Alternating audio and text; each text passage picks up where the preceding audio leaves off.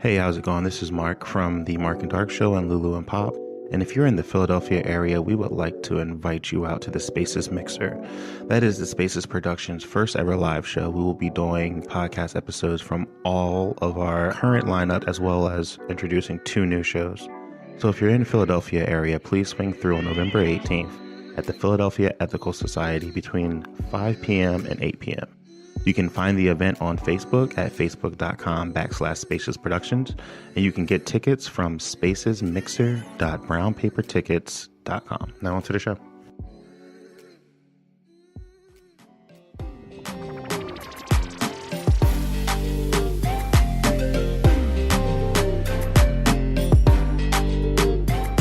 Hey guys, and welcome back to another week of the Both Sides Podcast. I'm Gloria, aka Gigi, here with my co-host Chima, aka Chocolate Vibrations. Okay. And we're coming back to you with another week of our opinions on everything going on in the world. And it's a lot. Yep. Oh yeah, that's definitely a lot going on. I miss you guys. But before we can even, it's been a long week. But before we get into it, just want to touch on, what we did this week. If there are any exciting things that we're done. My week is usually boring though, but what else? Well, if your week was boring, actually, not that I usually do a lot during the week, but I did get the chance to go to NYU's, African MBA Business Forum. And it was a really, really good event. Met a lot of dope people, a lot of people who gave me a lot of advice, spoke with people doing their thing in media, entrepreneurship, social issues in Africa, tech. So it was like an array of issues, fashion. There were 3 keynote speakers there. And it was really good because they're not from typical countries like Ghana, Nigeria. Ghana, Nigeria, no. So, the first speaker, his name is Chid Liberty. He was from Liberia, and he started his own, fair trade manufacturing company. It's called L&J. Then the second speaker was, Bisela Bokoko, and she's actually, Ghanaian, but she was born in Spain and raised in Spain. And she has her own fashion thing as well. And then the last speaker was Samuel. I'm not sure how to say his last name, so I won't even attempt. But it starts with an A, and he does some power things in Ethiopia. He has his own power plant that they just provided. And so what they're doing is taking the trash that's usually in the street, and they use that and they convert that to power. So it was really good. And then we broke out into panels. And the panels were really good. I went to the entrepreneurship and media, of course. And I got a chance to talk to a couple of dope people. So it was a really good day. And it was a really well put together event. And they had little snacks in the beginning, for like breakfast kind of.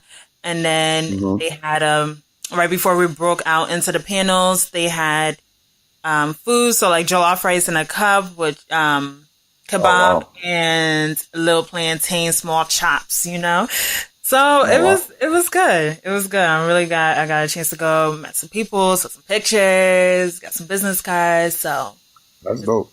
Actually, like a few weeks ago, I got invited to the Wharton School of Business, the African Forum coming up. I can't go for that one just because I have alpha stuff to do. I might be in Harrisburg that weekend, which is from November 3rd to the 5th. So you guys should check it out. The Wharton Business African Forum. I forget the name of it. We could post a link in our show notes so you can see it. But that's dope, though. Yeah, and it's the 25th anniversary for the Wharton African Business Forum.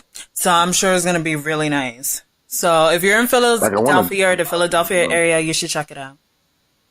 Exactly. I do want to go. I saw the main package was like $250, though, for the entire weekend, and I guess which is not bad depending on what you plan on getting from it. But I don't know if I got $250 to spend right now on that. No, and that's why they have other options. If you just want to go to the conference, if you want to go to their brunch, if they have a mixer on Friday, they have a brunch on Sunday, they have an after party on Saturday. So It's not Yeah, I all saw business. that, It's a but little play too.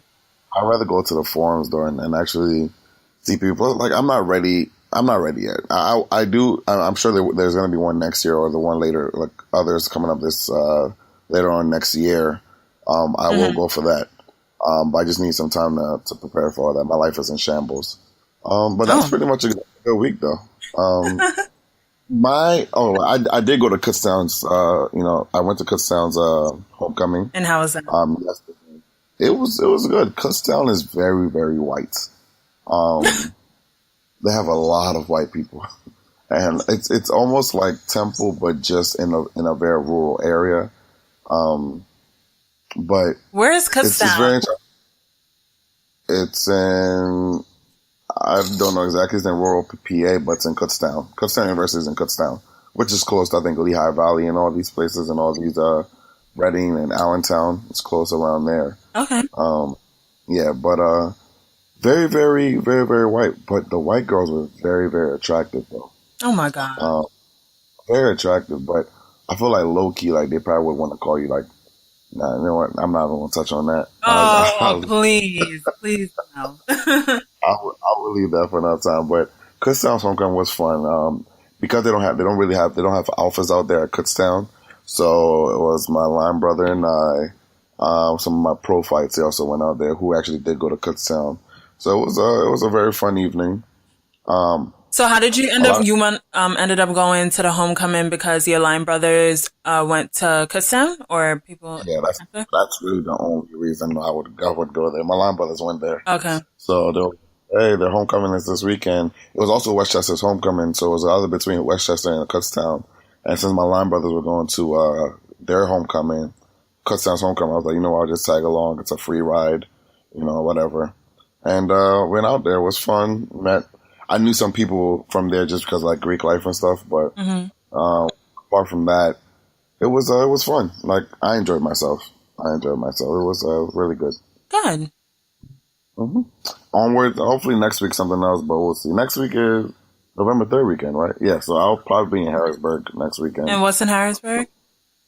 It's our conference for our district. Okay. Alpha. Yeah. So I'll be out there. I'm also planning. I guess we'll talk about that later. But yeah, we can hop into Black Excellence, I guess. Yes. So Black Excellence this week actually involves two Ghanaian brothers by the name of Frederick and James Ansah, and they're 23 and 20 respectively. And they're from the Serdewu region in Ghana, which is actually the central region, but they now live in oh my God, I'm going to butcher this so bad. Before you do it. Kofori in Ghana, which is in the eastern region. So earlier this month, they created a 3-seater car made out of aluminum plates and scrap metals with a motorcycle engine. Wow. Yeah. So now they've actually created a device, that generates electricity using cassava leaf. And the voltage range is pretty low. It's like 11 to 12 volts, but that can power about 10 light bulbs, in a radio. So either way, they taking regular cassava leaf that we eat all the time and they're using it to make electricity, which I thought was really dope. And now they're looking for like NGOs or sponsors or anybody that can pretty much help them fund their projects. I think that's good though, because especially with, this whole renewable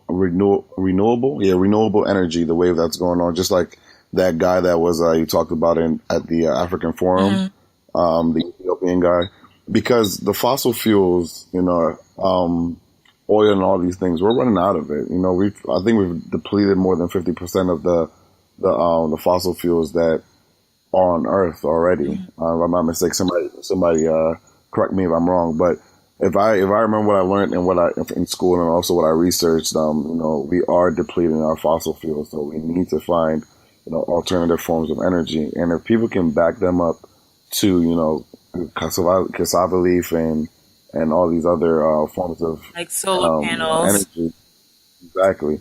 This would be great. But with the way, with the world we live in, where everybody is all about money and things like that, I don't think we're going to be moving away from that. From fossil fuels and killing the earth anytime soon. But we do need to move away from that as soon as possible, just because it's depleting. And speaking about depleting, I'm not sure if you heard that in Saudi Arabia they're trying to build a tech center comparable or actually bigger than New York. I don't know where they pulled this number from, but they said 33 times bigger than New York. Granted, I don't know what 33 times bigger is going to be roughly about, I don't know. Like, I think New York City, should I say specifically, they're trying to build it bigger than New York City, which has, I think, roughly about 8 million people. So if you're trying to build it 33 more times than that, and Saudi Arabia total's population, I think is only like 15, 20 million. Don't quote me on that. I'm just saying. So, I don't know why they're trying to build a tech center bigger than New York. And I'm really curious to see how, oil is not the primary. I mean, it's going to be a breadwinner for a long time, but like you said, all these things are depleting. So what is going to be Saudi Arabia's next source of income? Because clearly they have the money to be doing all of this stuff, which I think is unnecessary. Yeah. I mean,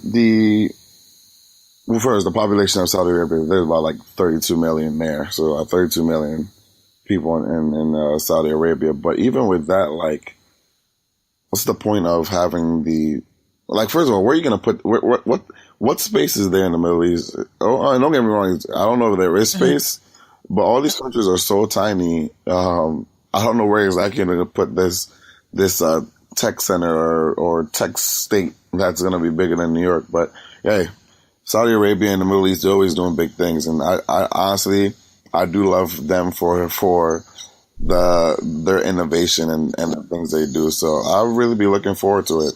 If I was actually trying to move to the Middle East, so didn't you want to move to Qatar? Yeah, I actually just talked to my very good friend down there. He's wanting me to come visit next year, so we'll see. I was trying to move to Qatar, but with relationships and family and stuff like that, I don't know how it fits in the picture. But yeah, we'll I vetoed that. I don't know if I could do a podcast from Qatar. I don't know how that's going. That's a little time difference. Oh my God. So moving right along into celebrity gossip. Oh no, we still have some more Black Excellence plugs. Sorry. Well, not really plugs, but yeah, you guys should still check out, Black Experience Worldwide, the Instagram page, the events you go to and things you do. Just tag, BXWW or at the page, which is at Black Experience Worldwide. Website is coming out soon. There are other big things coming out, so just keep staying tuned for that. You guys keep using the hashtags when you post your pictures and stuff like that. And those who are already doing so, love you, appreciate it. Just keep on doing it. If you haven't, hey, just start using it. Next thing I do want to plug in is I am the co-chair this year for Arms of Alpha. Arms of Alpha is my chapter's Thanksgiving community service project we do every single year. I've been doing it for over a decade now. I'm co-chairing it this year, doing a lot of the work that does go into securing the venue, throwing the event, getting food, getting toiletry, getting donations, getting clothes. So if you do have any used clothes that you're not using, lightly used, nobody wants your dirty undies and ripped undies and stuff like that, give me a call or contact me somehow. Like most of you have I'll leave my email in the show notes, or you can just email the Both Sides Podcast and just use the subject Arms of Alpha. If you're in the Philadelphia area or probably the tri-state area, I can come and pick it up. If you have maybe a company that does donate toiletries, please hit me up. Let me know. I would greatly appreciate it. If you have food or turkeys that you want to donate, please let me know. If you are going to donate underwear, please have them new. Nobody wants to wear dirty drawers. Exactly. But apart from that, stay tuned for it. If you are in the Philadelphia area, it is going to be at the YMCA on Broad Street by Temple University. I will put the address in the show notes, and I will keep plugging the address the weeks leading up to the event. It's actually on Thanksgiving Day. Gonna have a bunch of the homeless people coming out, serving them, giving them food, clothing them, just having a good time. It's not just for Greeks only. There's heavy Greek participation because obviously we are a Greek organization, but we do have, regular people just out there too. Not really regular people, but us regular people. Sorry. We have non-Greeks out there as well. So just come through, have fun, and just, give back. Like, nobody wants to be in a position where you can't find a good meal to eat on Thanksgiving Day or don't have clothes to wear. So, I mean, everybody deserves a Thanksgiving meal, So, check that out, guys. Sounds good. All right. But, yeah, we can move on. Yeah. All right. We can move on right on. Sorry about that, guys. I'm just right on to celeb news. Gloria, we could pretty much touch on on your man's envy. Why is he my man's? That's from New York. That's what you New Yorkers are. Oh my God. Hey. Wow. Hey. Yes, DJ Envy was caught up in a Snapchat scandal, which is very easy for celebrities to get caught up in scandals nowadays. But he was caught up in a Snapchat scandal, and what happened was a woman had pretty much took a picture of a conversation that allegedly occurred with her and DJ Envy, stating that he liked to play with toys and all these very sexually explicit things. So he did receive Donkey of the Day by Charlemagne the following morning. And it was confirmed that it was fake. But, I mean, I still think it speaks to the fact that it's so easy for, like, people to, like, conjure up these conversations or things that happen with celebrities. And as long as it's put out there, somebody is going to believe it. And even if it was confirmed that it was fake, somebody probably be like, oh, he probably was cheating on his wife. Or doing Listen, nobody cares about the truth when the lie is more entertaining. At this point, nobody even cares that it wasn't even his snapshot. The conversation had nothing to do with him. The fact that we saw envy and booty play, hey. Everybody was like, yep. So it's so funny, Charlemagne, too, giving him the donkey of the day for that. But, I was thinking about that, though. Like, at the end of the day, yes, the cheating aspect of it, I guess that's where a lot of people have the problem with, because he did, his wife, and that kind of did possibly open up, like, old wounds and stuff like that. I'm pretty sure when she saw that, she was probably shook for like 2 seconds before, he realized, yeah, it's not me and stuff like that. So, that's a problem in the relationship in its own, But apart from that, what's so wrong with, and hey, I'm not one for this. I don't participate in my booty play or stuff like that, but why do we clown people who are so, I guess, open to exploring the bounds or the extremes of sex, pretty much. If Envy like toys in his booty or stuff like that, that's a weird thing. What's so wrong with him doing what he wants? I mean, I guess the norm is that guys shouldn't do that because that's classified as gay. And like I said, I mean, I'm not one for putting anything. Don't even mention, let me just stick a finger in there, or let me just do anything close to that, because we would fight. No, but why don't you like to do it? Because I don't. It doesn't turn me on. Like, it's okay. Because I just wanted to know the connotations from that was because it could be considered homosexual. I mean, I really just don't want anything on that. Like, I don't think that's just comfortable at all. I don't know. I mean, yeah, I just don't. But at the same time, like, I can't shame a man or call him gay for having, I guess, booty play, especially when it's with a woman. Now, the argument is that, if he could do it with a woman, he could do it with a man, right? But he's not doing it with a man, or, he wouldn't be doing it. He's doing it with a woman. So, yeah. Hey, I'm just saying my own, but I'm not trying to stay too much on the booty play. No, I mean, I really think like I don't really care what people are doing in their bedrooms because that is really exclusive to them. Like, if you want to be hanging off the freaking ceiling and getting it popping, that's on you. If you engage in a little booty play, that's you too. You know what I'm saying? It's not really anyone's business, like, at all. Like, if you think like the shit is weird and you wouldn't do it, okay, you're not doing it. So that's all that matters. That's it. Exactly. I don't know. It's weird though, but moving along from DJ Envy's love of booty So play. Tamar Braxton is apparently getting a divorce from Vincent Hubert after 9 years of marriage. Can I just found out like who Tamar Braxton was like last year. Shut up. I'm so serious. The only person I knew was Tony Braxton. Didn't she sing Break My, or was that Whitney Houston? Wow, please stop speaking, never speak again. Actually, it was Tony Braxton, Break My Heart, and oh my god, so many classics. Exactly. And they had Tony and Tamar and all the sisters, they had their own group initially, and then Tony broke off. I know that. And did her own thing. I didn't know that. I didn't know Tamar was a sister. I didn't know what's T.I.'s wife's name. I didn't know what's the name of her group. Exclusive?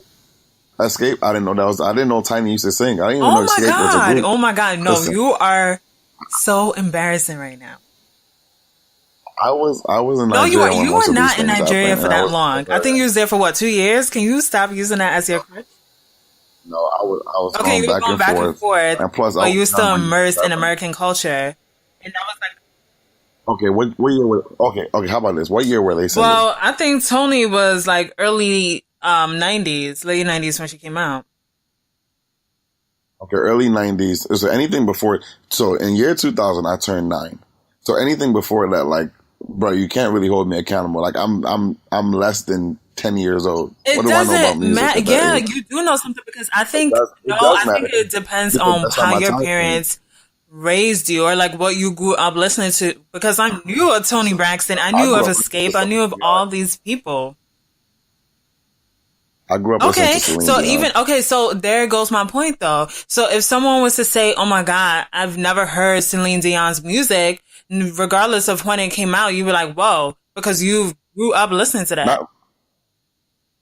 I mean, that's different though, because so in that case, you can't hold me accountable or responsible for not listening to the music if I was under the age of 10 and I'm influenced by what I hear around me. Yeah, but I think to some degree though, because like it's just R&B, like old school R&B. No, so I feel like if you listen to R&B, what R&B are you listening to that you don't know what songs Tony Braxton is listening to or what Tamar?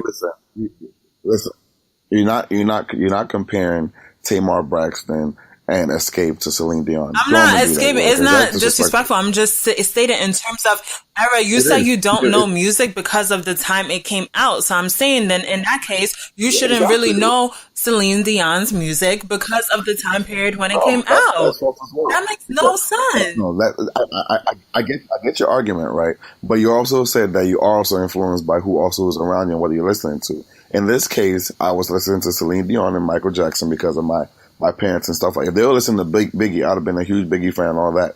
But my point is that because of the era as well, I cannot fault somebody for not knowing a Celine Dion song, right? Or Michael Jackson's a little different because Michael Jackson was played everywhere. So I don't expect you to know the specifics of Michael Jackson albums, especially if you were born in 91. I don't expect you to know, he had Thriller album or this album, whatever. But I do expect you to still have to some degree who Michael Jackson was, at least some part of a famous song, at least a hook to it. You can't fault me. Escape was not known worldwide. Who are they? Oh my God, they weren't known worldwide. They were not known worldwide. Gloria. Yes, they were. Gloria. So you're gonna say what? Tony Braxton wasn't known worldwide either? I said that's different. I said Tony. I knew Tony Braxton. My point was I didn't know she had a sister named Tamar. I didn't even know she had sisters. Okay, so we have completely gone away. We're gonna dedicate one episode to like music and stuff. But either way, they're getting a divorce. I can't believe you didn't know. I'm still not letting that go. But either way, so right now, currently, I think out of the 5 sisters, 3 of them are currently divorced. So it's just a very sad situation. I hope they're able to. Is it really? I mean, it's sad because there's a child involved, but. Oh, there is? I didn't know. Well, shout out to them. Hopefully they get counseling and some prayer. But yeah, we can move on. So also moving on. So Omarion had a concert in I never say this right. Namibia. And he was and no one showed up to the concert, basically. Reason being is that he had a press conference earlier that day, which he didn't show up to because he was tired, according to his manager. So the Namibians were like, well, if you're tired, I guess we tired too. And we're not showing up. I mean, apparently a few people did show up. He put up a tweet, stating a tweet video, actually, with a couple of people stating, as long as you had a good time. So I'm guessing a few people were like, well, I did pay my coins. I'm going to end up going. But it was pretty empty at the concert. First of all, I didn't know Namibians knew who Omarion was. See, this is what I'm talking about. Like, people are worldwide. Referring back to Escape. Omarion is different, though. Omarion's probably B2K. Who didn't know B2K? So, and see, this goes back to the whole thing of errors, but you know what? Like I said, we're going to put a pin in this conversation. Oh my, we'll talk about it later, but Escape is different. Escape compared to Bump. But Escape was very big during their time. Out of here, Gloria. Oh my. No, Escape was very big during their time. You're not going to argue that with me. Currently, right now, like, that's like talking to the generation right now, and they're saying like, who is B2K? And you're like, what? Who is B2K? Like, that's what they would say. So you're only saying that about Escape because, like you said, you're not from that era, quote unquote. So it's the same thing. I'm sorry, B2K. Nobody was bumping Escape in the streets of Lagos or even in my village. So were they bumping bump? Yes. Ladies run around and let me see that sexy body go bump. And that's all I want. Okay. All right. Even Thriller too. Come on, yo. Everybody was doing the moonwalk. Your grandma was. But Thriller. Okay, we just said that Michael Jackson was in a lane by himself. The king of pop. We're not worldwide. We're not gonna. We're gonna dedicate a whole music episode. Whatever. Yes. Anyway. So. Either way, yes. So, no one showed up, and that was on Friday. He was supposed to perform at the Independence Stadium in Windhoek. I don't know. How you say? Okay. I'm sorry, guys, for butchering that, but Windhoek. He was supposed to, perform, and no one showed up. And basically, the Namibians were like, he clearly did not respect our time, so we're not going to respect his. And then I did see a couple things saying, oh, there has to come in Nigerians. Thank God I'm not Nigerian, And they did come at Nigerians saying, oh, if Omarion had did this to Nigerians, they definitely would have packed the stadium because they don't respect themselves. They're always looking for approval from these Western artists. So even if he disrespected them by not showing up to the press conference, they still would have packed the stadium because they're so immersed in our culture and is basically seeking approval. Okay. You know how, like, you have that one person who you really don't care about? So even when they talk, it's like, okay, bro, we heard you. Thanks. Okay. Comment has been acknowledged. That's Namibia in this case. Like, bro, nobody care about Namibia, yeah? How many Namibians do you know have you seen in your lifetime? I met one. I had a friend at Temple who was Namibian. The Paula was the only one at Temple. Mm-hmm. That's it. Anyway. Okay. Shout out to Namibia. I hope, President Trump pronounces your name correctly next time. Yes. What did he say? He called them Nambia. Oh. So, put the whole thing in rice. Put them in rice too, since they're trying to come at people. And I was just defending y'all the other day. Forget y'all, Nambia. Stop. Either way, so. But wait, even back to this Omarion thing though. Like, first of all, what songs are Omarion really gonna perform in this? Like, he's off the B2K wave, so he can't pronounce B2K songs. He can't perform B2K songs. He surely can. I mean, he could, but it's like, bro, come on, that was how many years ago? You know, it's like, it's whatever. Then No, that's not true. That's for like older artists that haven't released new music. Like Lauryn Hill is still performing songs off the Miseducation, and it doesn't matter as long as your music really connected with people. Like there's some people right now that I would be like, yo, I would drop bread to see, and they haven't released music in a while. You know, so it's just really booked Omarion for an international tour or international performance. Like, bruh, whatever. This goes back to him having fans everywhere. So, like, if he's only touring in, let's just say, the United States, Canada, Europe, you know, the people in Africa, the people in other countries, in the islands, Australia, wherever, are probably like Asia, are like, where? I want to see Omarion too. Well, Gloria, clearly he doesn't have fans in Namibia if nobody showed up. Clearly, you weren't listening when I said the reason why I didn't show up. Okay, but still, as a fan, you're like, this is Omarion. He doesn't come to Africa once in a while. He was late for my press conference. I'm sorry. Not late. He didn't show up. Okay, he didn't show up. Okay, but he's here for the performance. Let me just enjoy this show. But you know what? Whatever floats your boat.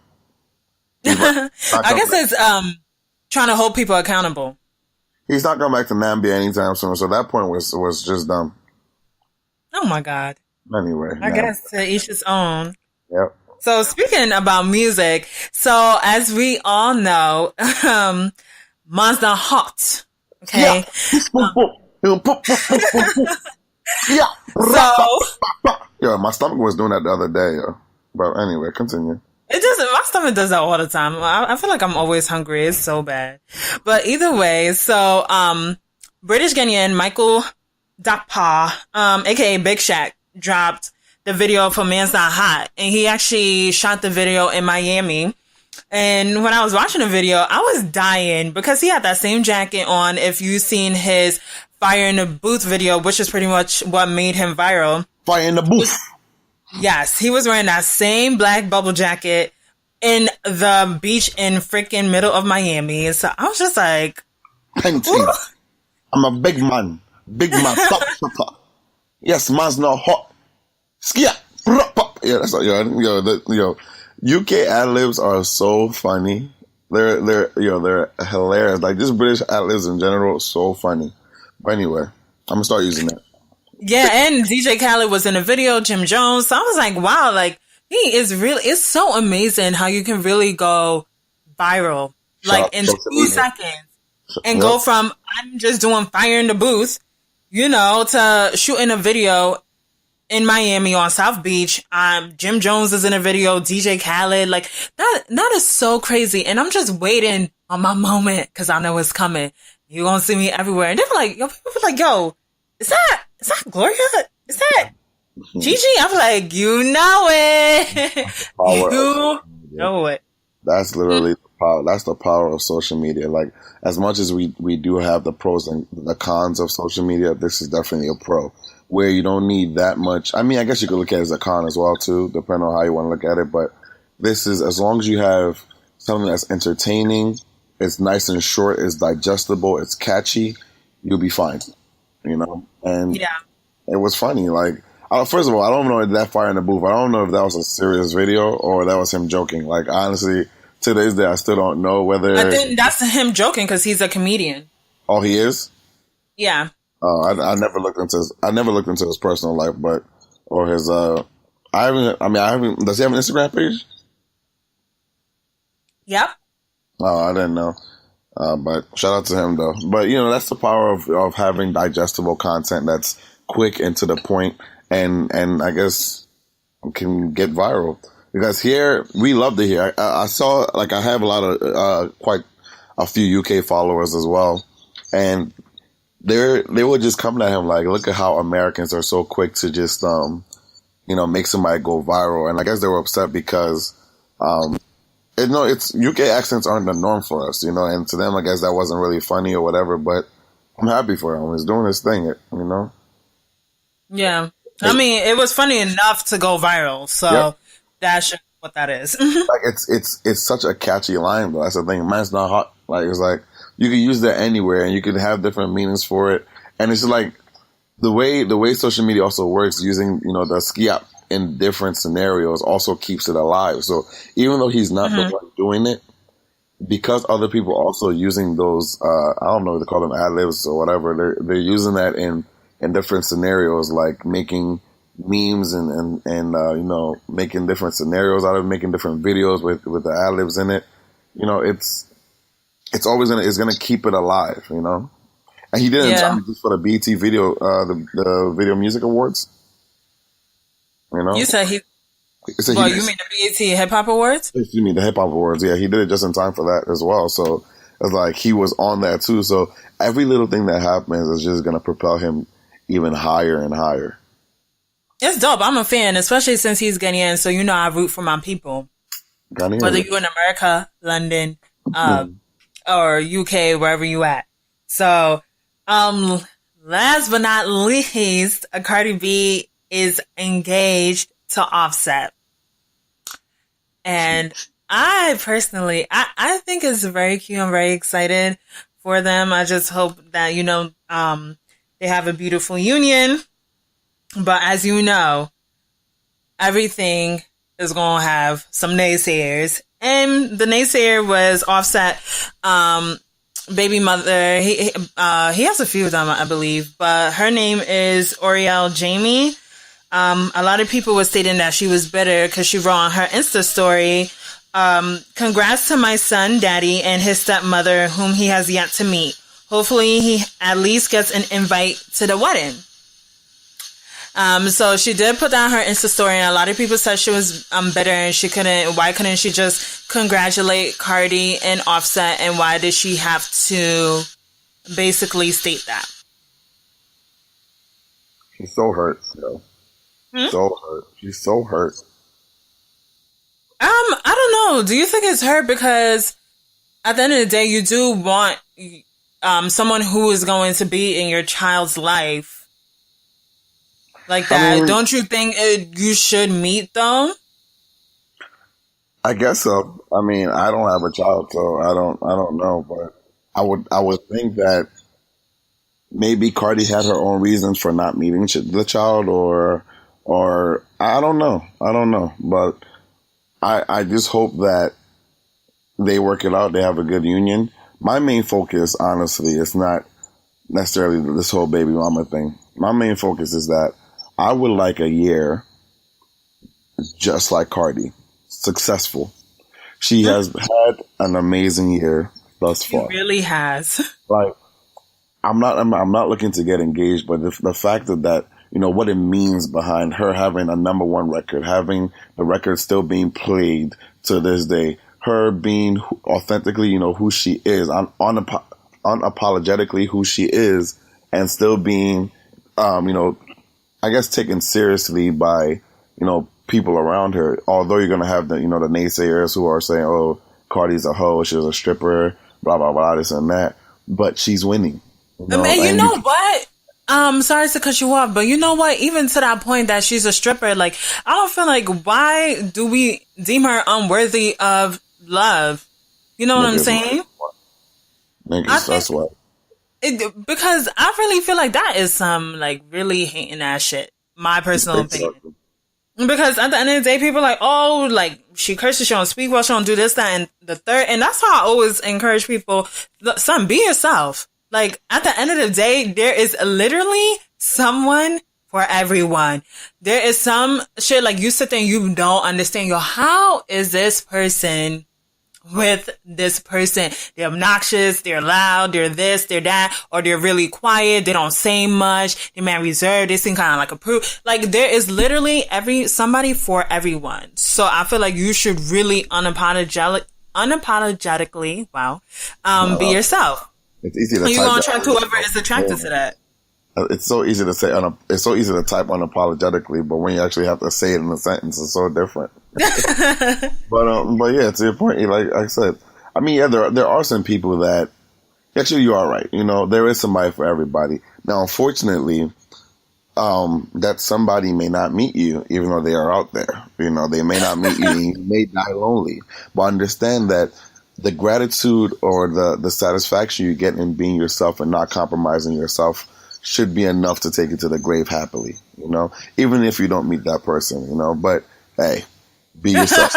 So basically, you could be yourself, but just know there's a risk involved, which is forever being alone. Yeah, because here's the thing. If you could be yourself, for example, like Cardi B, right? Personally speaking, I couldn't date a Cardi B, you know? So. What is a Cardi B? You know, this might sound like so elitist and stuff like that. Like, just because how my family is and stuff, like, she's very, very, I won't say, she's very, very social in a sense. Okay. Is that probably the best word? I don't want to say hood or ratchet. She could be ratchet. She might be a little too ratchet for my family, honestly speaking. Like, she could be fun around and everything, but. So you dated her for your family or yourself? For myself too, but at the same time, that's all part of it. Like, I want somebody who can use a comma. I'm not saying Cardi can't. But what? That is so trivial. I can't even. But hey, listen, Gloria, I have a preference in who I want, right? And Cardi is not it. Like, Cardi is great to me on Instagram. You know, she's great to, and I'm so happy that she got married. She has Offset, but I'm just like, I guess you could say I'm stush or stuck up or posh or fake posh, but Cardi's just not for me, and that's cool.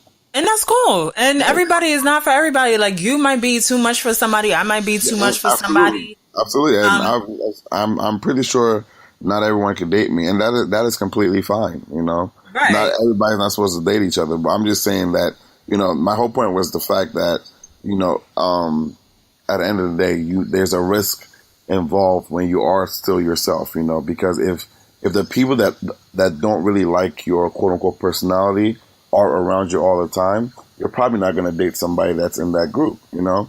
So. And you need to diversify, but I don't know if is there really a risk in being yourself? I think we got to put a pin in this topic. Yeah. I mean, there's definitely a risk in being yourself, though. I mean, there's a risk in everything, you know? There's a risk in you switching up to be somebody else, because if you are somebody else, you can never truly be yourself, and you can never truly be happy. You know, you never know if that person that's dating you is for you.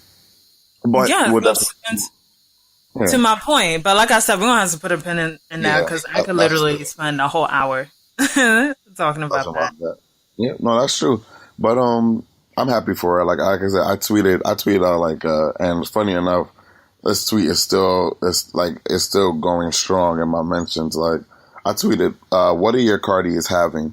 God bless me with this kind of year, please. And so far I had like 367 retweets and 700 likes on it. So people are hoping for a year like Cardi B. We all hoping. And you know, in 2018, no perspiration things. Like our man, big man, Shaq. When he said a perspiration things, I really was dead. And I decided to use that and apply it to my own life. Like in 2018, no perspiration things. We not doing anything that's musty, sweaty, none of that. We on the man's not hot vibe. We chilling out and we vibing out. So, you know, take from that as you will. But either way, so what I really wanted to talk about this week was I did a detox for 10 days. And while I was detoxing, I also decided to detox from social media as well. So you took the social media laxative. I sure did. Delete all that shit, basically. Take it all out. So, the reason why I did that is because for a while I've been feeling like, I really don't want to have social media anymore. I just feel like it consumes too much of my time and all that stuff. So I was like, while I'm flushing out all these extra toxins in my body, I mean, my body is doing what it's supposed to do naturally, which is like sweat and get rid of toxins its regular way. But, I was like, let me help aid in the process. I was feeling a little bloated. And I just wanted to do a detox. And I think I'm going to implement like a weekly detox at the top of every month. Just feeling a little light, eating a little better and things like that. So I said, if I'm watching what I'm ingesting into my body and flushing out all the dead weight and literally dead weight and all of that other stuff in my body, then why don't I also detox from social media and be conscious of what I'm ingesting into my psyche as well? Mm-hmm. So I did it, and honestly, I felt great. I was like, I am not going back. I promise you. If it wasn't because, you know, I have a podcast that I'm actually trying to promote and have people listen to, I wouldn't come back. And it just felt so much better, honestly, to not be ingested with everything that is going on in the world, because there's a lot of stuff going on, and you're seeing it and you're taking it in on a daily basis. And to the point, I kind of felt like a Pavlov dog. Like, I don't know if you're familiar with that, but it was pretty much the bell with the dog, and then he conditioned the dog to react to the bell depending on how many sounds like the bell made. So, but it was for him to eat, sit, whatever. So I feel like every time like you get a notification on your phone, you like immediately like the dog, like immediately check that, you know. You're always on Instagram, you know, looking at all the stuff you wish you had, don't have, you know. Maybe you're comparing yourself to certain people, all the opinions of like what people discuss about on Twitter and on Facebook. And I just really didn't want to be part of that anymore. But I think with social media, you kind of have to be intentional as to why you're using it. So, like, for now, I know, like, I'm really just going to go in and just really... And crazy thing, too, I'm not on social media like that, and I still felt this way. So I can't even imagine people who are on social media literally all the time. But I just needed to put it all in rice for a little bit. I completely understand. There's definitely like a Pavlovian response to these things, you know, especially with, you know, when you wake up in the morning, the first thing you want to do is just pull out your phone to check what's on there. You know, it's just like a natural thing that's automatically just done now. As soon as you wake up, social media. As soon as you go to the bathroom, social media. Like, if I take my phone to the bathroom, I'm automatically spending at least 30 minutes extra in the bathroom now. Just because I'm scrolling through Instagram. I'm watching through Snapchat videos like the people actually do watch. I'm on Twitter just looking and just scrolling through there. And, you know, you're right. You know, with social media, there's definitely this cleanse that needs to happen, because we're constantly, and we touched on this before, we're constantly seeing the extremes of things. You're seeing the worst of the worst and the best of the best. And the worst of the worst is always, it has a negative impact on your psyche, because you're just seeing all these bad things time and time again. You think this is all that's going on in the world. Then you see the best of the best, where if you're not even measuring up to the best of the best, you feel kind of bad about yourself. And that also has like a negative impact, could have a negative impact on your psyche, you know. So it's very interesting to, and you have to watch how you navigate these things. Like, I'm heavy on Twitter to an extent. Like, because of work now, like, I can only really tweet before I go to work and right after. Like, it's very rare that you see me. If I do tweet during the day, it's like 1 or 2 tweets during the day, you know, stuff like that. But even when I do come back from home, and it's like I get back home like 8:30, unless I have on my mind that something I really have to get off or just have some free time, I just fire back to back tweets. I'm really not on there like that. Like, I don't post so many Snapchats. I don't post so many Instagram pictures, or Instagram vids. I've had Instagram for almost how many years now, and it's like probably have like 20 pictures on there. Granted, I do delete some here and there, but it's definitely necessary to have that cleanse on for your social media. Oh yeah, I honestly feel like everyone should, like, if you don't, only because at some point in time, whether we realize or not, like, all the information we're digesting does affect us some way or another. And I felt like I was getting like scatterbrained. Like, I felt like I was just thinking of too many things at one time. I couldn't really focus on one thing entirely all the time. And I don't know, I just felt like it just needed to go. Like, I was like, honestly, I don't really care about what you guys are doing. And even if you do care, I feel like to the point that because we're so updated on each other's lives, it makes us feel like we know more than we really do. And it feels like, even if you're like sitting there to catch up, it's like, hey, like I saw, oh, you got into grad school, you graduated, you're working here now, you're doing this and that. It's like, what are we really even talking about if we know everything on social media? Like, I really want it to be like, if we're sitting and we're catching up, it's really like, oh, we are sitting down and we're catching up. Like, what is going on with you? What are you up to? You know what I'm saying? I feel like basically like that though, because granted, social media, as much as we think, we have so much influence in people's lives. They're 24 hours in a day, right? And people really only tweet at certain points in times. It's not like we really get an in-depth view into what every single person is doing. Like, especially with this new Instagram algorithm where it's not in chronological order anymore. It's based on how many people's, the pages you view often and stuff like that. That's the ones you see first on your feed. So you might see a photo from like 5 days ago on your feed finally popping up. So even with that, you're not really getting an insight to everybody's lives because you don't even see everybody's pictures that come up there. I sure as hell don't look at everybody's tweets that pop up there, and as well as their Snapchats. Like, bro, my Snapchat story is so long. Not my personal story, but like my feed is so long, and I probably have maybe at least 50 to, I don't think 50, I think 50 is on the short end. Probably like at least maybe 70 people to 100 on my feed. I maybe watch 5, if that. And that's like the same 5 I watch all the time. Am I included in the 5? Yeah, I just saw you post a picture of Whitney on there yesterday. I checked that this morning, but I'm not, and things that, even when you post snaps, you're posting literally 10 seconds. That's, well, the minimum is 1 second, for a picture, but like video, the minimum is about 10 seconds, or the maximum for a video for one is about 10, whatever. You're not posting your entire life on social media, but I do understand constantly seeing somebody on there and constantly being open to, I guess, criticism from everyone or people's input into every single thing.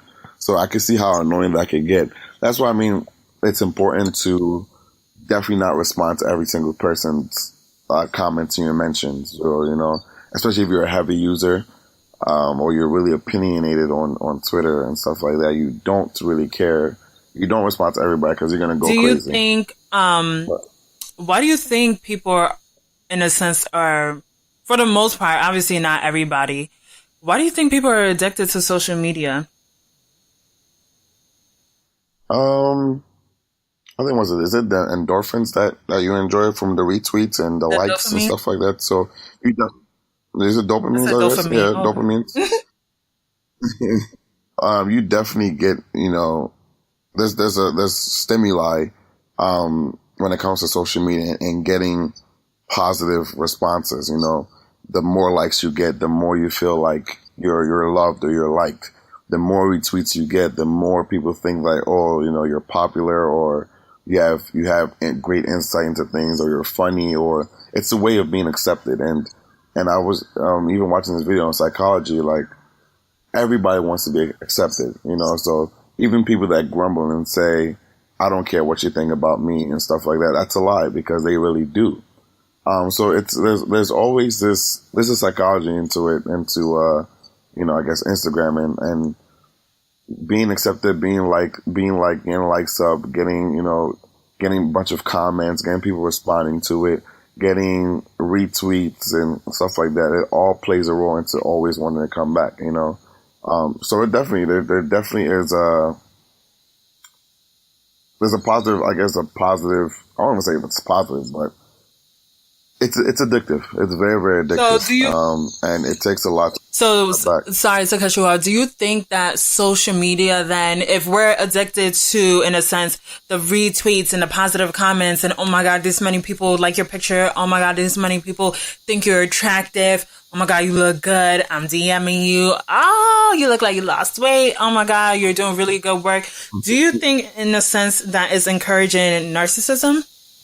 I mean, yeah, definitely. Oh, definitely. And I'm not, honestly, we should probably have like a psychologist on here, to talk more about it, because they can give you more, and we give us more, at least more insight into it. But I definitely do believe that, it does encourage narcissism. I think, it does encourage it. And I don't know if it necessarily creates it in a person. Because you might, or pretty much enhances what if you were narcissistic all along. I think it does enhance it, but then again, like, I guess that we can have an argument that there is maybe a hint of narcissism in everyone, But again, like, I'm not the person to speak on that. I don't know too much about behaviors, to that extent.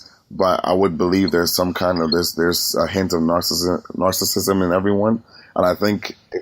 I don't know if it's unhealthy to not be a little narcissistic in a sense, because doesn't that equate to kind of like high self-esteem, regarding your. Well, I think there's a difference when we talk about high self-esteem and narcissism, because I feel like then essentially, like you said, a lot of people would have levels of narcissism in them. But I think just because I feel good about myself, I think I'm attractive, I think I'm dope, or whatever adjectives you want to use to describe yourself, it doesn't necessarily translate to narcissism, because if I used to hear, Chima, you say, yeah, I know I'm attractive, is that narcissistic?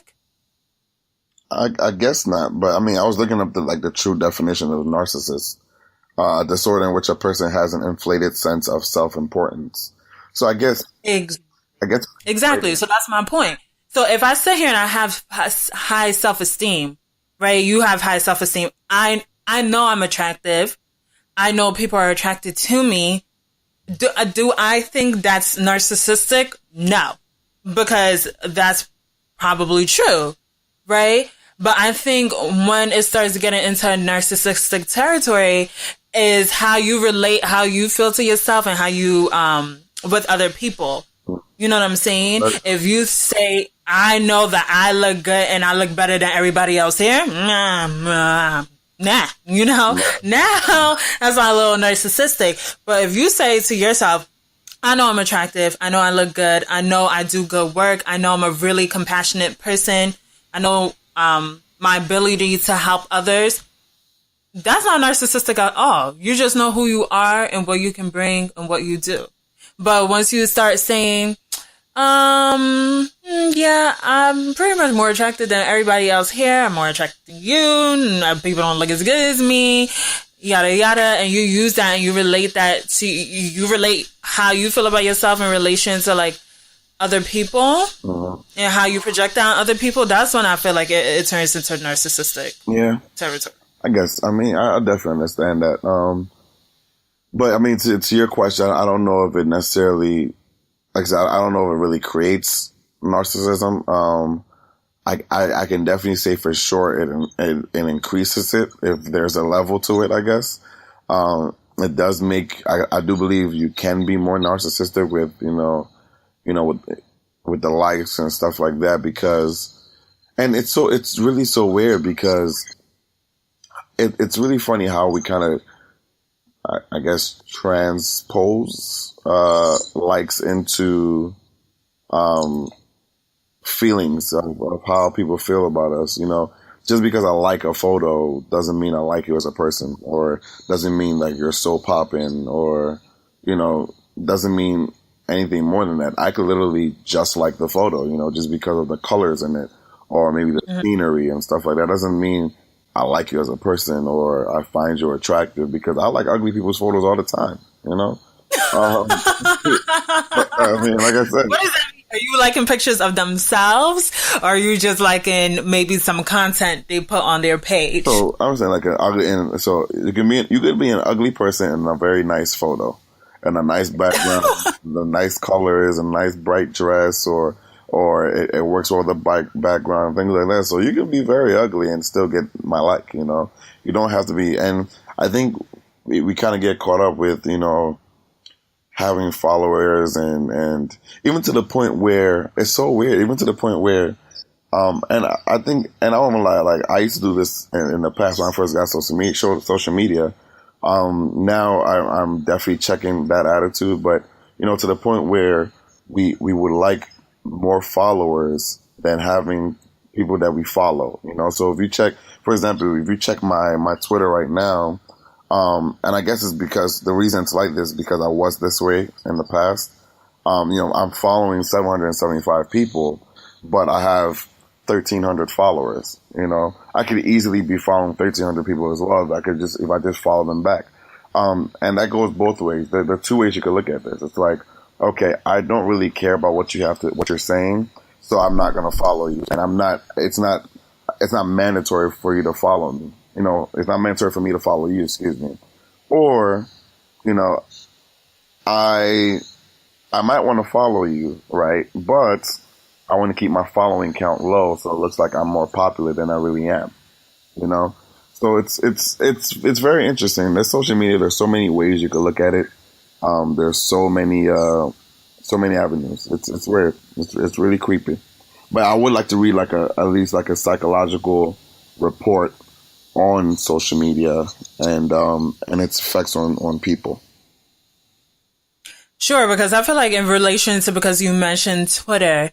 So as we know, a lot of topics get recycled on Twitter.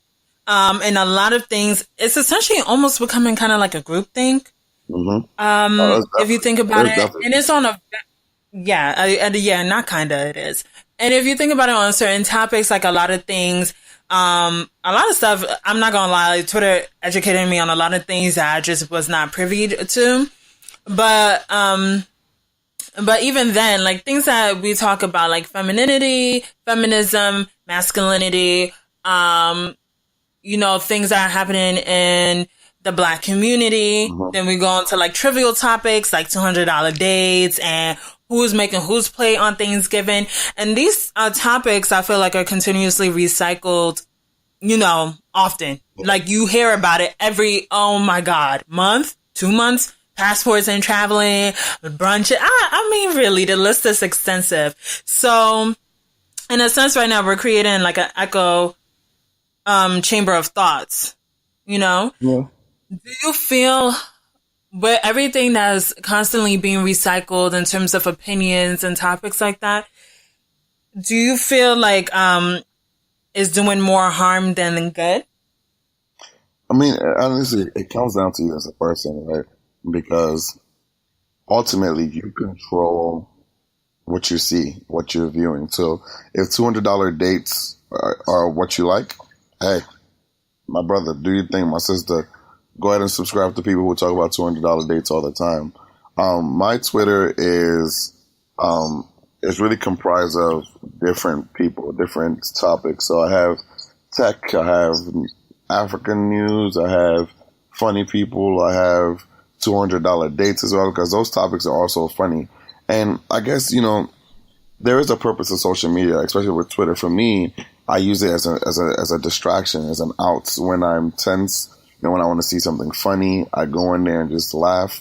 Twitter has always been guaranteed to give me laughs, even though there are some times you do see some tragic things on there, but I really use it for a lot of laughs and just to troll and generally just use that as a means to, I guess, for therapy in a sense. But ultimately, like I said, it comes down to you, kind of subscribing to what you want to subscribe to, Mm-hmm.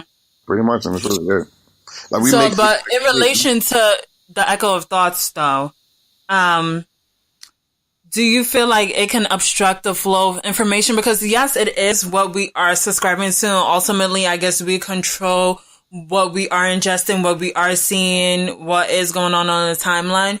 But either way, there's stuff that's still filtered through. Maybe people you follow, maybe they're retweeting. And now on Twitter, you can see what people like. That also comes onto your timeline. So you're still probably in some sort of fashion, unless maybe you're muting the words or filtering certain things, you are still being exposed to it to a certain extent. So do you feel like essentially these chamber of thoughts are obstructing the flow of information? Yeah, I definitely understand your point. I mean, and this is also if you're just following the same people back to back and you're on there all the time. I can see there being this definitely an echo chamber of thoughts where, the same topics being touched on. You're seeing the same things over and over, which could have, I guess, a negative impact on you or on anyone. But ultimately, like I said, it comes down to you to unsubscribe from that, Nobody's forcing you to open up the app on your phone. Nobody's forcing you to follow those people. Nobody's forcing you to, I guess, just subscribe to those thoughts or be part of that. You ultimately make that decision to want to see the same thing over and over. And as much as it does create that echo chamber of thoughts, it is up to you to kind of take a step back from that and say, hey, okay, I'm seeing this too many times. This is this person that's always retweeting on the timeline.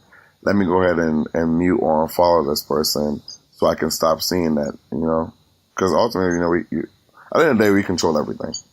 Mm-hmm. And even think about muting and unfollowing people. It's really, social media is really deep because there's so many ways you could think about this. There's so many ways in how it affects our lives. Why we mute people versus why we unfollow them. There are people who rather unfollow, and I think I'm also part of this group as well. Like I can see somebody who is annoying, who is clearly annoying, who I know for a fact I'm annoyed by their tweets, right?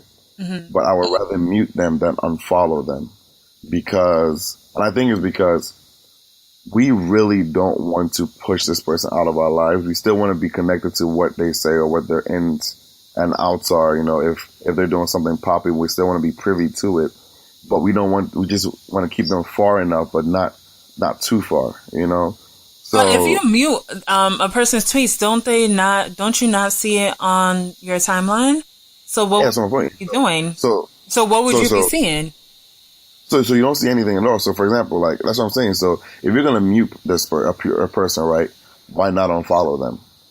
That's my point. So I guess my question is to that, because you went into the territory of, like you still kind of want to be hip to if they're doing something popping or what's going on with them, but you won't know if they're muted. So in sense of not unfollowing them, is it because you don't want to?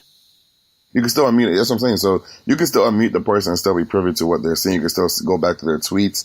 You can still go to the page and say view tweets and actually still see what they're saying, then mute them back again, And I think the main reason why a lot of it is mute as opposed to unfollow is because, one, we don't want to unfollow. We don't want to make it, I guess, have that confrontation as to why did you unfollow me? Because even so, it's so weird because people lose friendships over unfollows. Oh, so you unfollowed me now, so now we have a problem. And also really, like in real life. I'm sorry. I'm sure that it happens. I just don't. Yeah, it's a big deal. It's like, because if you have to think about what it means, right? When you unfollow somebody, you're saying, listen, you're either talking too much or you're doing something I don't like. Mm-hmm. And I think with human nature, we don't, especially here, we don't like confrontation. And in the cultures we have now, the cultures we've built, we don't like to hear the truth, or we don't like to face confrontation with people. So when you say, I unfollowed you, there's almost like an attack on somebody saying, listen, there's a reason why I don't like, or not necessarily I don't like you, but this is the reason I don't like, it's something I don't like about you. And I think we really like to hear the truth about ourselves, or want to be confronted with a certain truth or reality that we don't want to face, So it's so deep, and I think that's why we go into the muting territory as opposed to unfollowing a person. Because if that person wants to find out, say you unfollow them, then the next thing you're going to see is another unfollow from the other person.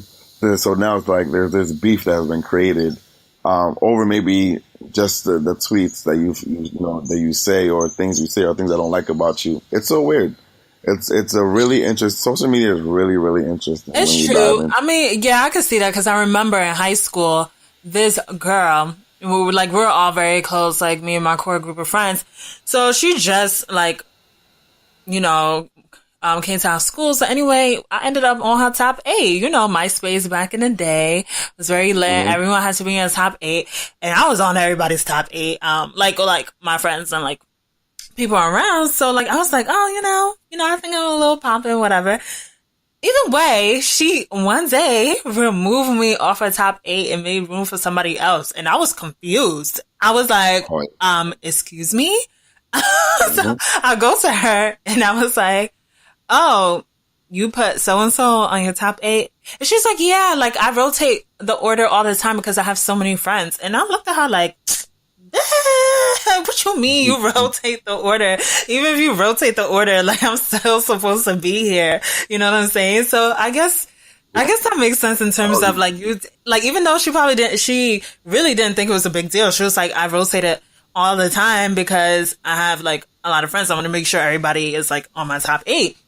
But I was like, okay, but why did you have to rotate me out? So I think it does have an effect on how this person feels about you. Cause I was like, oh my gosh, she took me off. What does this mean? And she was just kind of like, bringing so much into it. It's so crazy.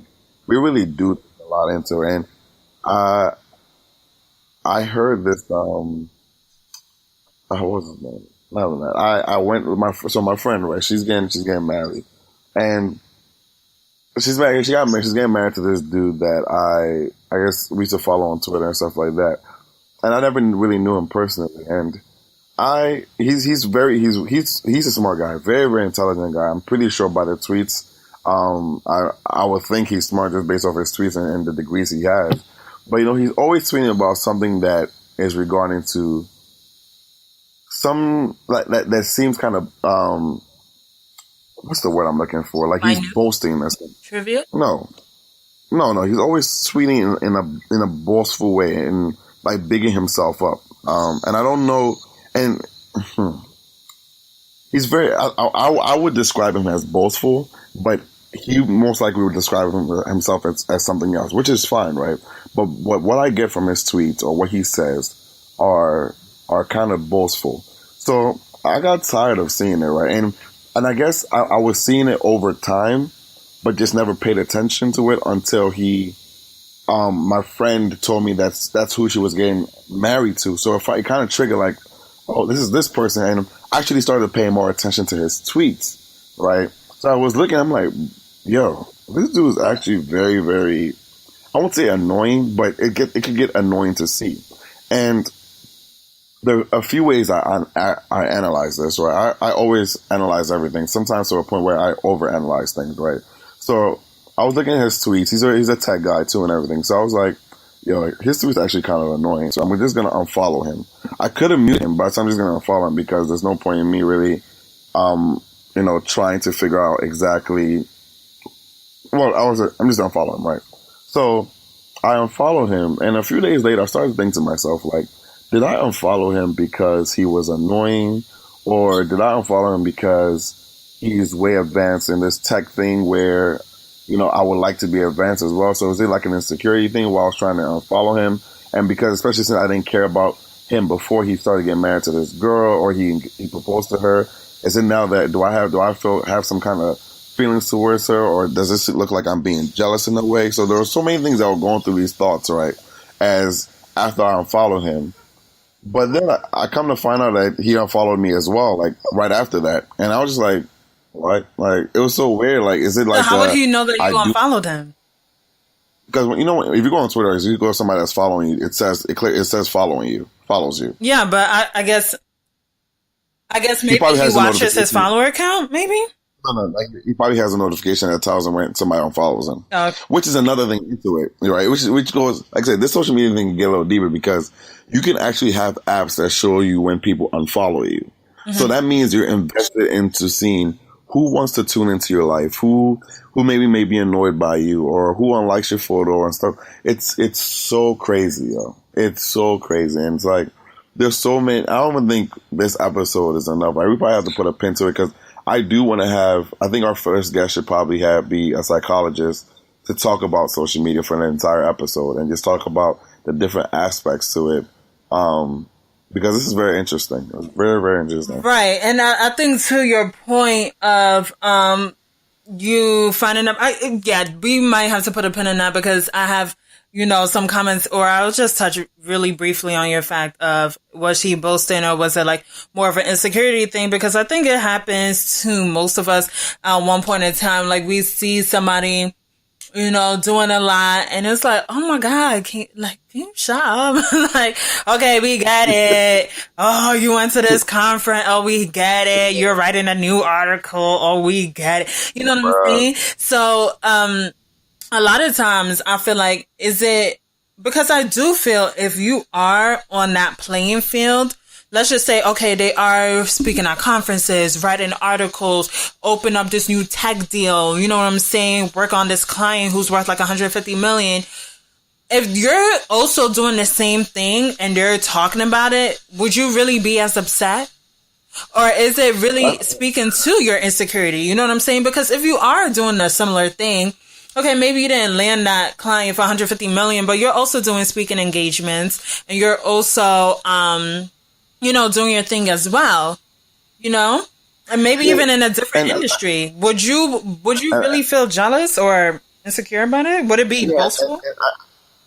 I guess that's another way you can think about it, right? But I'm the kind of person, right, that I like to be, although I can be showy in a sense, I'm the kind to like to surprise people, right? So that's another, I guess, I won't say insecurity, or something that I also deal with, where we kind of want to be low key about it. So then when we pop up and surprise people, not because we're low key people, but we just want to show people that, we're all about action and stuff. It's weird. Anyway, I don't want to get too much into that, but, my point was that I'm a kind of person where you stay low key, then you pop up when it's necessary, right? So you show them, boom, this is what I'm doing.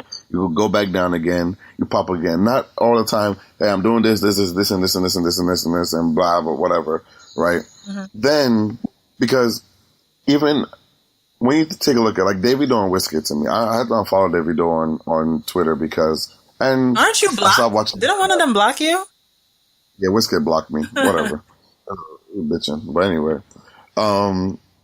I was following Wizkid and I was following, Davido. I had to unfollow him because he's just so loud with everything he does. Like, and it's so annoying. Like, I don't like to hear people always saying, oh, now we got this much bread. Oh, now we're about to make this moves. Oh, now we're popping all these bottles. Now we're doing this. And like, that's just not me. Like, Wizkid is like, all right, I'm going to be real quiet. Low-key. Next thing, boom, banger. Boom, selling out stadiums. Boom, doing this. And it's like, yo, Davido is the opposite. Like, I won't say he's the opposite because he's very successful, but his method in which he does things, like, bro, just shut up, yo. Like, you're talking too much. So, I guess my question tonight is, if he is being showy like that on social media, here, like, I got 20 cars, I got 100 million sitting in an account right now, which, I feel like if you're showing it, let me hold something. Like, I need a little change my way.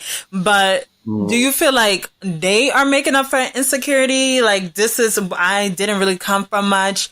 Now I have a lot and there's like people doubting me. So I'm going to show you that I have something. I'm invested to what you think as well. So I'm going to go on social media. Whether we say, oh, I don't really give a F about the haters or whatever, mind you, do you think that by them showing off, essentially, they're also dealing with their own insecurity as well? I'm sure. Like, I mean, Davido didn't grow up. He grew up rich. I mean, as far as a billionaire, so he has money. So I don't think he ever struggled with having money. Maybe what he might have struggled with was maybe people doubting him, like maybe not getting girls despite having money and stuff like that, because that's still possible. Or I don't know. Maybe he feels like he has something to prove, but he's always loud. He's so extra about it. And maybe that could just be how he is, and not have any kind of insecurities. But my point was, the point I would bring all this up is because I don't know. I don't think it was from an insecure standpoint as to why I followed this girl. Followed this girl's fiance now. I really have no ill feelings towards him. I could dap him up today. I could still, if we were that cool, I could still go out. I'll still buy him drinks. I'll still do all this, all right? But there's just certain things I just don't want to subscribe to on my timeline, and that's just one of them. And, for the fact that, I went back to his page again because, like I said, I'm very close with his fiance. Like, we text now and then, we talk, she asks for advice, just like this stuff in general. So I went back to his page again because she mentioned him. So I was like, well, let me check what he's doing. I checked on his page.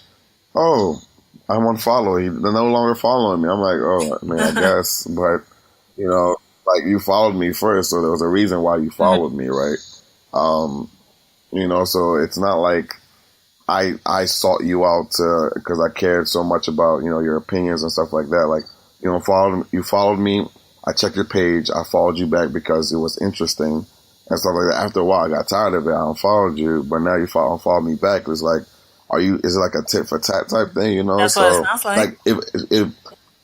What I do want to do is I do want to go back to his page, right, and follow him.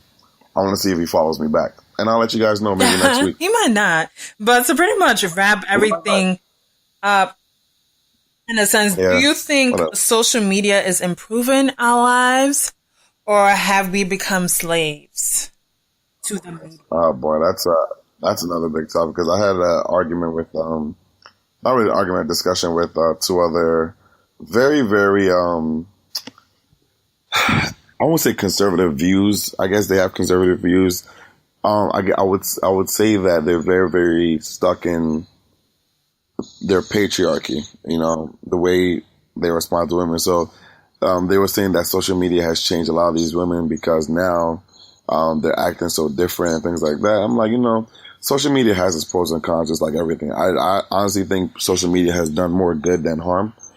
Just in being able to reach your family members that are so far away. Like I go on Facebook and talk to any one of my family members in the village right now.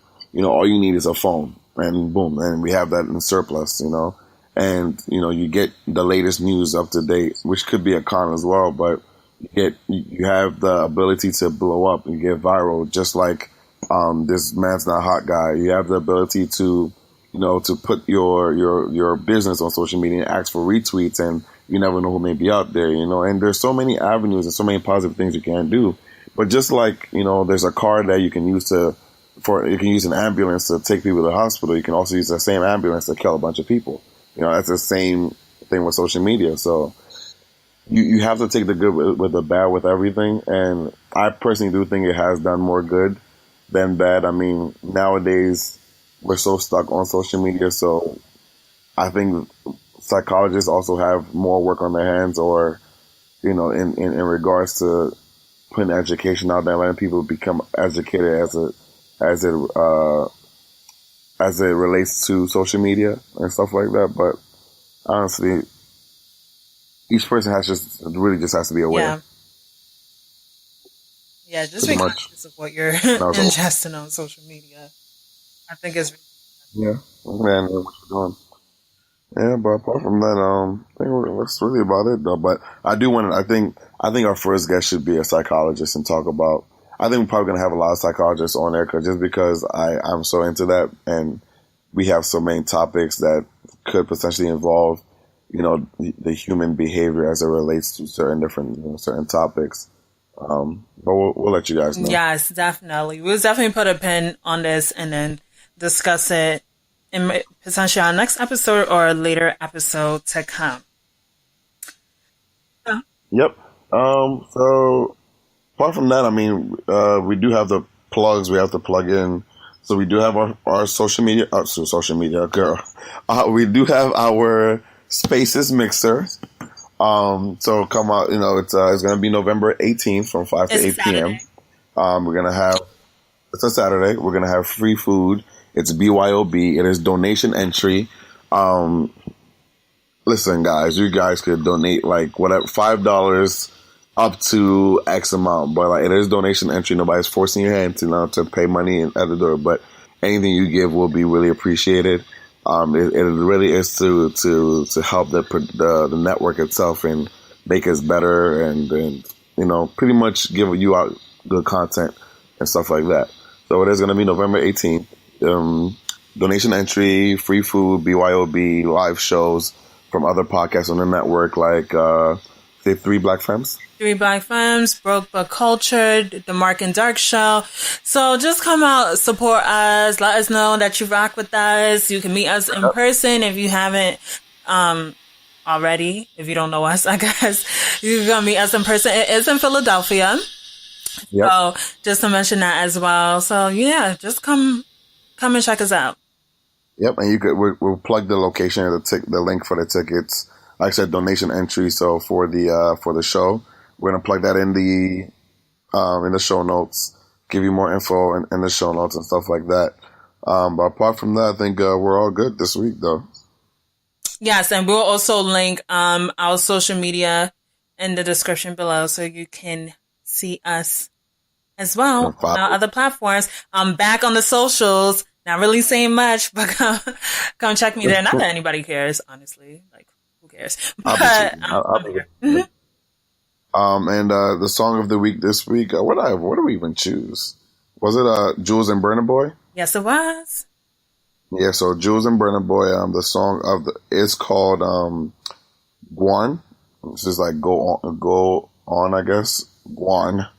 I guess that's how you spell it. But it's by it's by Burna Boy and Jules. Jules is a Ghanaian artist and I guess productionist or board engineer, as well as Burna Boy, the Nigerian Dundada, I guess.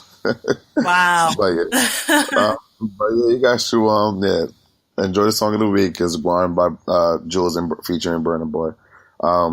If you guys enjoy the show, I do actually just share the show, have your friends listen, like it, comment, do what you can. Let us keep on getting up there. Just help us, be better.